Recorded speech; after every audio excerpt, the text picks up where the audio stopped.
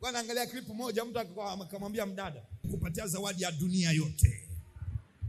Mdada akamwambia, mimi mbingu sizitaki. Magorofa yaliyoko kwenye dunia siyataki. Magari za kifahari zilizoko kwenye dunia sitaki. Ila naomba tu unilipie kodi ya miezi hii. Kamuuliza shilingi ngapi? 1,500,000. Aliwaambia tu 1,500,000. Dada nageuka huku. Akija kugeuka upande wa pili, jamaa ameenda huku mbele, ameandika t-shirt, nilikuwepo.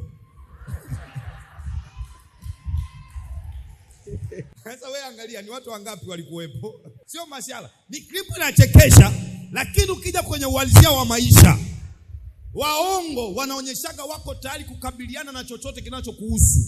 Kabisa. Unanielewa? Yes. Ukiona mwanaume yuko tayari kutaka kuambia, anataka kuambia mimi niko tayari kufa wewe uishi. Yeye amekuwa Yesu.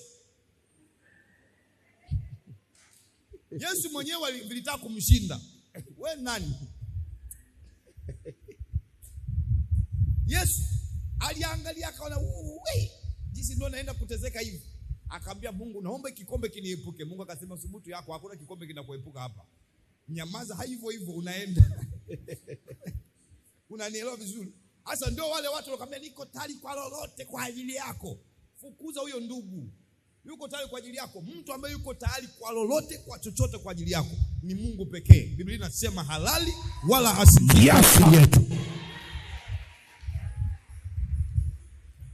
Hata marafiki wa uongo wana